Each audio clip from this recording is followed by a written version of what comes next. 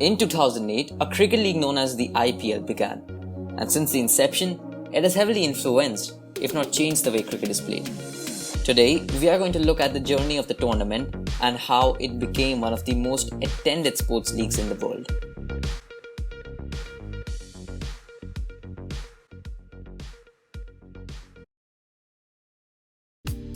During the years of 2003 and 4, the viewership of cricket had started to decline significantly in its country of origin, England.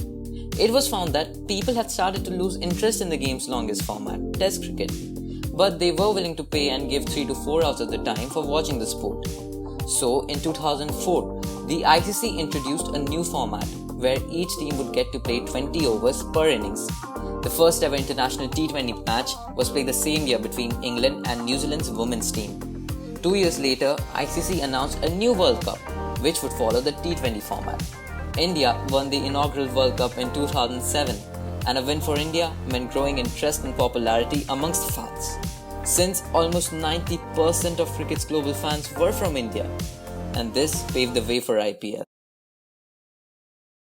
On 13 September 2007, the Indian Cricket Board announced the launch of the first ever franchise-based T20 cricket competition. The first game was played in Bangalore on 18th April 2008, and Brendan McCullum on this day scored 158 from just 75 balls in what was the first ever IPL match. It was decided that the IPL would follow a similar format that the great leagues in the world, like the English Premier League and the NBA, follow. It adopted a double round-robin tournament format, where each team plays one game against the other teams at their grounds and then one game against every opponent at its home ground. Now, to decide the ownership of the franchises, they were put up for auction where whoever would bid the highest will win the rights. The highest buy was the Mumbai-based franchise bought by Mukesh Ambani for $111.9 million. And today Mumbai Indians is the most successful franchise. For the first ever auction, an icon player concept was introduced, but that was the first and the last time it was applied. Franchises were asked to pick any prominent Indian player who was from the same city that the franchise represented. These icon players were to get 15% more wages than the highest salary of a player in the team. So, in the end, only 5 franchises signed an icon player.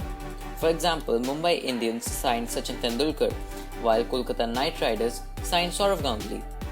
Rajasthan Royals, who won the inaugural season, also had bought the first ever player in the form of Shane Warne at the players' auction. He was made the captain and coach for the first season. By the way, the procedures of the auction followed today are very different from the 2008 one. We can now see international cricketers, under-19 and domestic players all part of the same auction, and the icon player concept is also not utilized in the IPL. Controversies. The IPL, apart from its uniqueness, is also known for the plethora of controversies and scandals it has had. One of the biggest controversies it had were in 2010 and 13 respectively. In 2010, Lalit Modi, the chairman of IPL at that time, was suspended by BCCI after he was accused of harassment, bid rigging and betting amongst several other charges. In 2013, he was banned for life by the Indian Cricket Board. The same year, 3 players of the Rajasthan Royals franchise were accused of spot fixing and were suspended.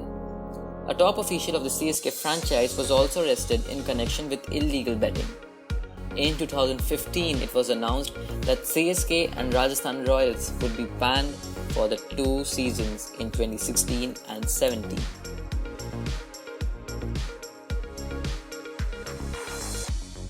Despite all the hurdles that IPL has faced over the years, the brand value of IPL, however, has kept on increasing year by year. According to a report by Brand Finance, in 2017, the IPL saw its business value grow by 37%. In 2018, its brand value even crossed the $6 billion mark. The IPL earns a huge amount of money from its title sponsorship. In 2017, Vivo signed a contract of 5 years worth $310 million, a deal even more expensive than Barclays' title sponsorship deal with the English Premier League. Now, as far as the broadcasting rights were concerned, the IPL even signed a 5-year contract with Star India, and that was valued at $2.55 billion. But you may ask, what do the teams get for competing in the league? Here's the answer. The team that ended first won a prize of $1.2 million in the inaugural season, which was increased to $2.8 million by 2019 thanks to the success of the league. So now, the BCCI looks forward to making the league bigger and better. It is planning to add at least 2 new teams from the 2022 season. Not just that, like the Big Bash League from Australia, which extended its league to have a separate women's tournament as well, the Indian Cricket Board in 2018 started a 3-team tournament called the Women's T20 Challenge. In 2020, the president of Indian Cricket Board, Ganguly, revealed that he is looking forward to extending the tournament to at least 7 or 8 teams by the 2022 season. So to conclude, whether the IPL continues to earn money or join hands with smaller leagues, or even stagnates after some time, with the success of the league, one thing is for sure: cricket is here to stay, and the future is T20.